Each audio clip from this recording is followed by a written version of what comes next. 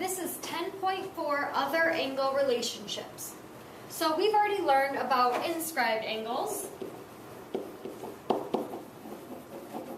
and how the measure of the inscribed angle equals a half of the intercepted arc.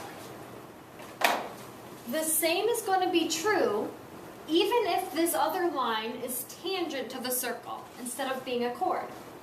So for example, we have a chord here and a line that's tangent. So just like our inscribed angle, this angle 1, the measure of angle 1, is going to be equal to 1/2 the intercepted arc. So it's 1/2 the measure of your arc, which is ZX. And then the same is true for this side. So the measure of angle 2, is going to be 1/2 of this arc, ZYX. So it's 1/2 the measure of arc, ZYX. Just like with inscribed angles.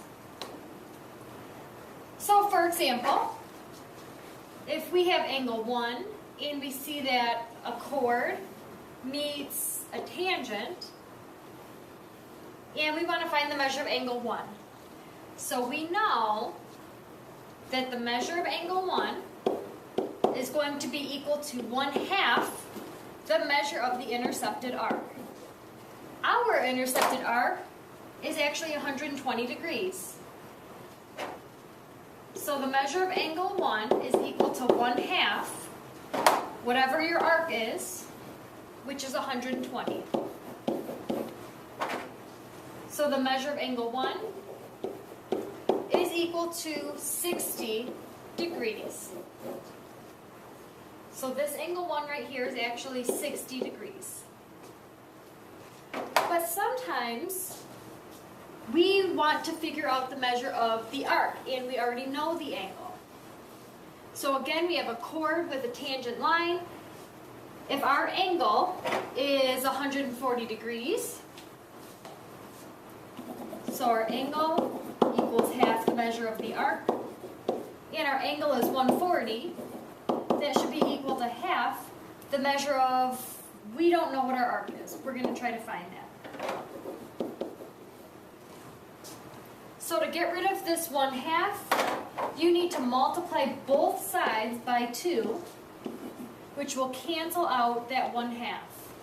You could also divide by 1/2, however, multiplying by the reciprocal will also get rid of this fraction.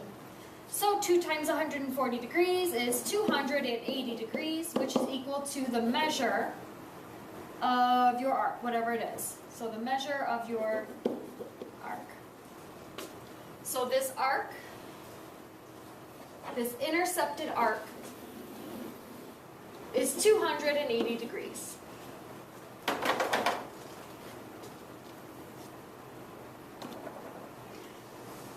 So here's another example, but for this example, we don't know the measure of the angle or the measure of the arc.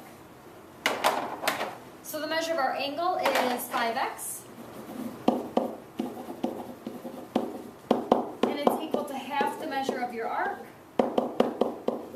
and our arc is from point B all the way around to point C. That's your intercepted arc, and it's 9x plus 20.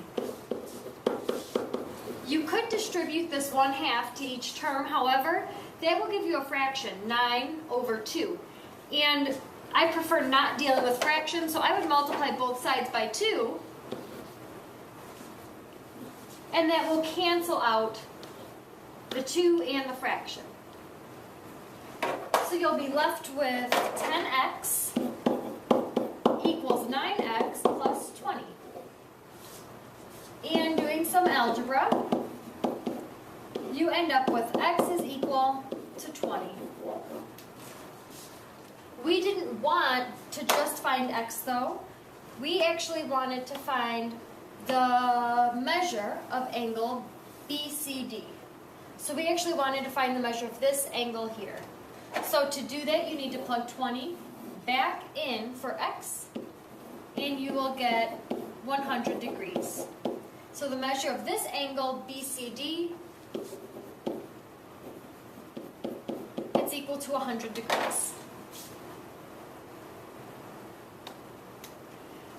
So we've talked about already if two lines intersect on a circle.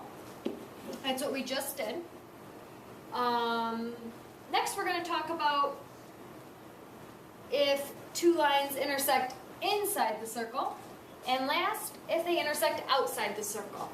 So recall if they intersect on the circle, this would be an inscribed angle, and your angle would equal half your arc. But we've already done this, so we're going to do inside and outside the circle. So we have a theorem that says if two chords intersect inside the circle, then the measure of each angle is half the sum of the measure of the arcs. So the difference here is, notice, it's half the sum, which means you're adding. So let's look here. We have angle 1. So the measure of angle 1 would equal half the sum of your arcs. So here's one arc, DC. So it'd be half the measure of arc DC plus, because we're doing sum,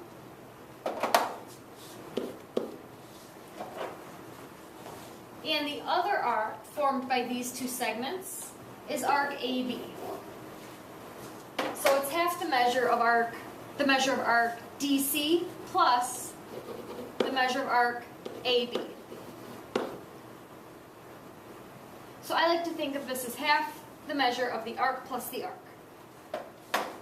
And for 2, the measure of angle 2 is also equal to half of its intercepted arcs, would be arc BC and AD.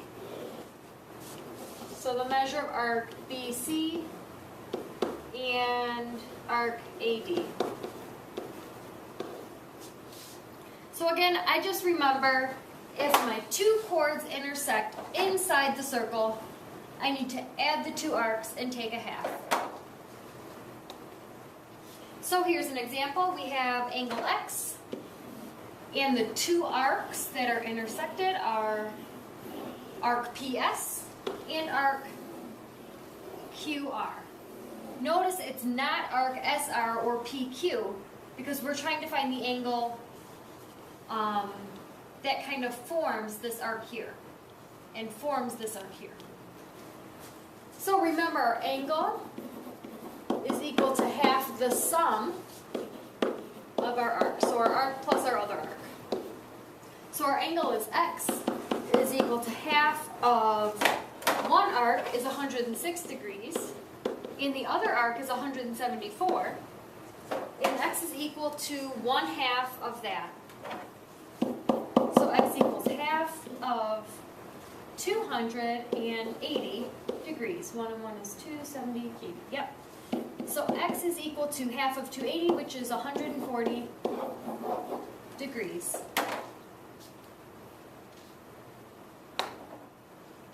So next we're going to talk about if the lines meet outside the circle. So for example, these two lines, we have one tangent. Remember, tangent only touches the circle on one spot. And this is a secant. A secant intersects it twice. It goes right through it. This is two tangents that meet outside the circle. This is a tangent and a secant that meet outside the circle. And here we have two secants that meet outside the circle. So the way that angle is related when they meet outside is that the angle formed is 1/2 the difference of the intercepted arcs. So remember, difference means that you're subtracting, not adding, like you did with the inside. So for example, here, your angle 1, so your angle would be equal to 1/2 of your bigger arc. So half of the bigger arc minus whatever your smaller arc is. So our smaller arc here is AC. So I remember my angle is half of the big arc minus the small arc. And that's true for all three cases. They're not different. They just look a little different. So for two tangents, it's again the big arc, take away the small arc. And to secants, a big arc, take away the small arc. And don't forget about doing your half of the big minus the small. So for example, we have this angle of 72. That's your angle. And it should be equal to 1/2 of the big minus the small. So 72 degrees is equal to my big angle is this 200. Half of 200 minus my smaller angle, which here, my smaller angle is x. So I could distribute my 1/2 to the 200 and my 1/2 to the x, but however that will give me a fraction. So instead of doing that, I like to just multiply both sides by 2, and that will eliminate my fraction on the right hand side. So 2 times 72 is 144, and that should be equal to 200 minus x. So I would take away 200 from both sides, and that would leave me with 56, negative 56, I'm sorry, is equal to negative x. Don't forget about your negative that's attached with your x here. And divide both sides by -1 to change the charge on x to be positive, and that would be equal to 56. So we just found that this arc, x, is 56 degrees. And this arc is 200.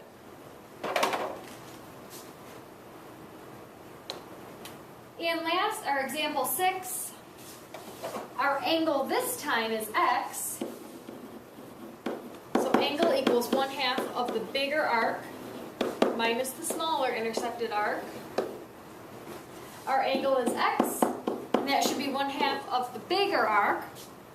But we don't have a measure for our bigger arc. It's missing.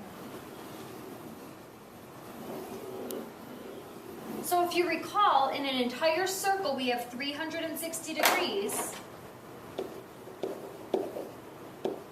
And if you take away this portion, which is 92, you'll be left with the remaining portion, this red portion over here, which is 268 degrees. So we just found taking away this 92 portion from 360 of the whole circle gives us 268 for this arc. But we want to find the measure of the angle. So it's 1/2 of the bigger arc, 268. Take away the smaller arc, which would be our 92. And that, if we take 1/2, after we take the difference, that'll give us our angle. So x is 1/2 of 268 minus 92 is 176. And then take 1/2 of 176 and you get 88 degrees. So our missing angle is 88 degrees. So the trick with these is to remember, if your lines are intersecting outside, you take the difference. If they intersect on the inside, you take the sum, you add them. And if they intersect on the circle, you just take 1/2 of the arc.